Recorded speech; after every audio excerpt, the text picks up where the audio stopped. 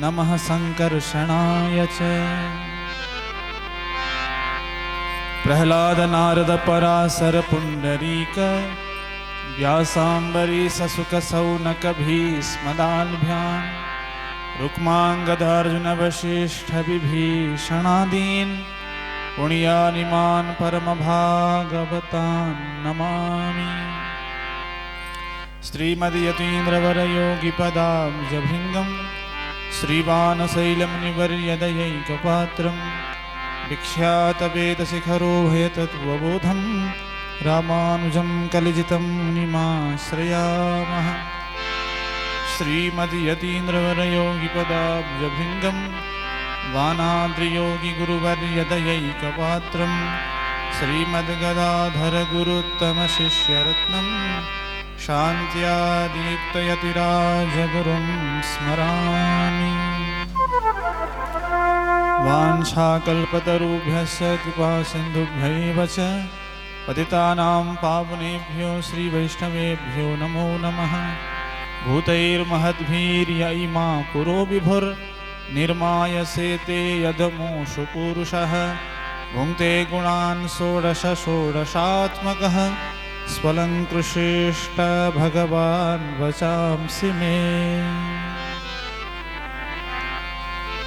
अखिल कोटि ब्रह्मांड नायक सर्वेश्वरेश्वर जगत नियंता कारण करुणावृणालय भक्तवान सकल्पतरु भगवान को दिव्य निर्हेतु कृपा कटाक्ष द्वारा आयोजन भएको यस श्रीमद् भागवत सप्ताह ज्ञान महायज्ञको आज हामीहरू चतुर्थ दिवसीय भगवानका दिव्य चरित्रहरू श्रवण गर्दैछौँ। भरतजीका दिव्य उपाख्यान हामीहरूले हिजो श्रवण गर्यौँ।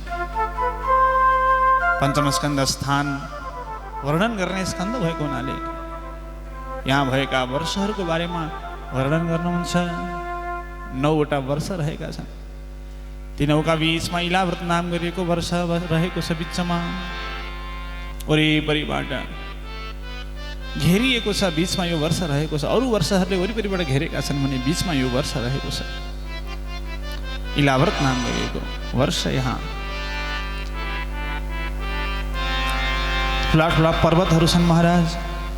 माथिपट्टि 32,000 योजन विशाल रहेको छ भने तलपट्टि यसको मूल 16,000 योजनको रहेको छ। वरिपरि पूर्व पश्चिम उत्तर दक्षिणमा पर्वतहरू रहेका छन्। विशाल विशाल पर्वतहरूले घेरिएको छ। यो अरुणोदय नाम गरिएका नदीहरू पनि यहाँ प्रवाहित हुन्छन्। जसद्वारा प्रवाहित हुने जम्बू नदी पनि यहाँ प्रवाहित हुन्छ। जसबाट जामुनदम नाम गरेको सुवर्ण पैदा हुन्छ। त्यसै प्रकारले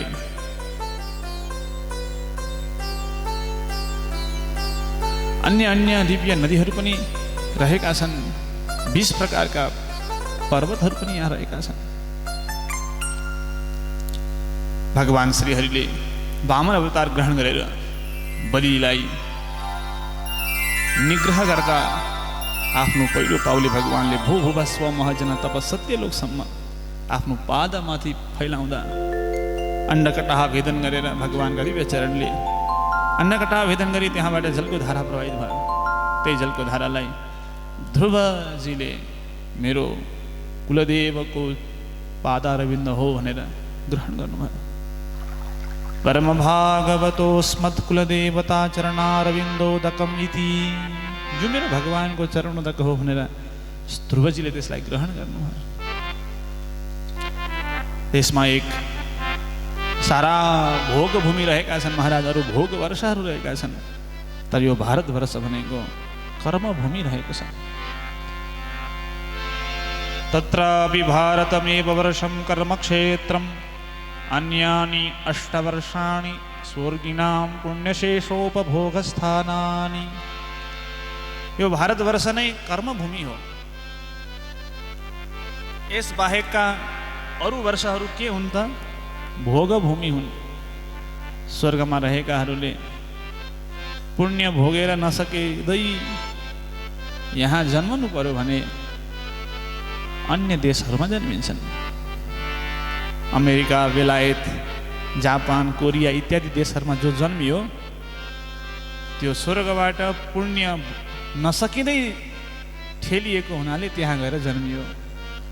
त्यसले भारतवर्षमा जन्म लिनेहरू कस्ता हुन्? भारतवर्षमा जन्म लिनेको यही जन्ममा मोक्ष हुन्छ। अन्य देशहरूमा जन्मिनेहरूको मोक्ष यही जन्ममा हुन्छ कि हुन्न भनेर भन्न सकिँदैन। यो कर्मक्षेत्र भारतवर्ष रहेको छ। त्यही भएर भनिन्छ यैर्जन्म लब्धम नृषु भारताजिरे मुकुन्द सेवौपैकम स्पृहाहीनः। यही जन्ममा यो नेपाल आदि गरेका देशहरूमा शालाग्राम क्षेत्रमा जो जन्मिएका छन् उनीहरूको यही जन्ममा मोक्ष हुन्छ। अहो अमीषाम किमकारी शोभनम प्रसन्न येषां सुदुता स्वयं हरिः।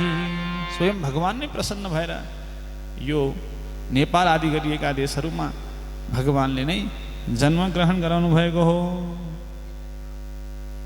अन्य अन्य वर्षहरू छन् महाराज। हरिवर्ष छ। हरिवर्षमा भगवान नरहरि भगवानको आराधना गर्नुहुन्छ प्रहलादजीले। भद्रासु वर्षमा हयग्रीव भगवानको आराधना हुन्छ। त्यस्तै प्रकारले केतुमाल वर्षमा भगवान कामदेवको आराधना हुन्छ। त्यस्तै गरी हिरण्य वर्षमा कूर्मावतार भगवानको आराधना हुन्छ। किम पुरुष वर्षमा भगवान सीता रामचन्द्र प्रभुको हनुमानजीले आराधना गर्नुहुन्छ। र यो हामीहरू भएको भरत राजाले शासन गरेको भरत राजाको क्षेत्रभित्र रहेको यो भारतवर्षमा नर नारायण वदरी नारायण भगवानको आराधना हुन्छ। ओम नमो भगवते उपशमशीलाय वरदानात्म्याय नमो किंचन वित्ताय ऋषि ऋषभाय नर नारायणाय परमहंस परम गुरवे आत्मा रामाधिपतये नमो नमः। इस मंत्र द्वारा यो भारतवर्षमा वदरी नारायण भगवानको दिव्य आराधना हुन्छ। यो वर्षमा राम्रा राम्रा दिव्य नदीहरू पनि छन्।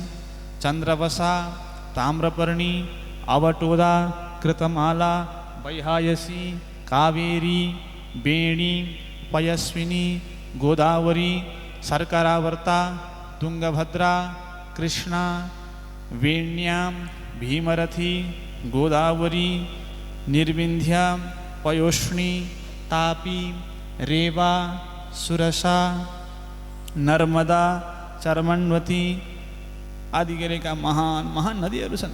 कौशिकी, कौशिकी भनेको हाम्रो यही कोशी बराह क्षेत्रमा जो कौशिकी नदी हुनुहुन्छ त्यसैलाई कौशिकी कौशिकी कौशिकीलाई कौशिकी, मन्दाकिनी, यमुना, सरस्वती त्यस्तै प्रकारले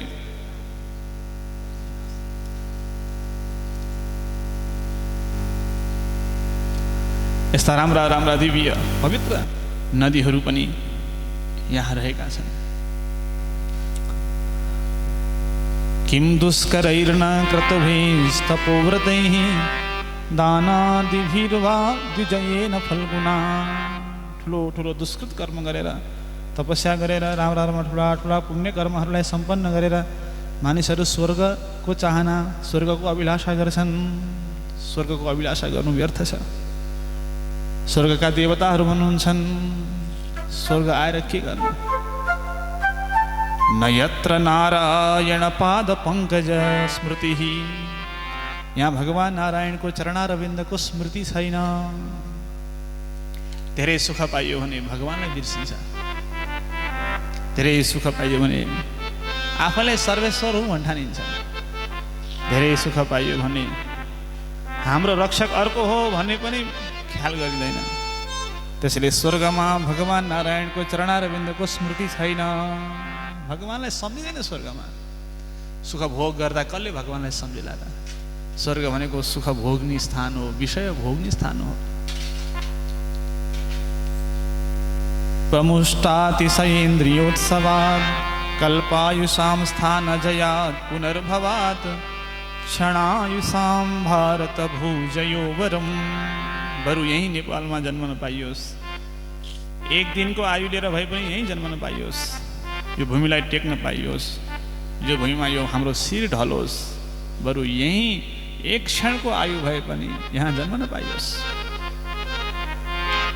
यहाँ एक क्षणमै मनस्वीले एकै क्षणमा आफूलाई सम्हाल्ने हो भने एकै क्षणमा पनि भगवानको परम पद जान सक्छ। क्षणेन मर्ते न कृतं मनस्विनः सम्यस्य सम्यान्त्य भयं पदम हरेः।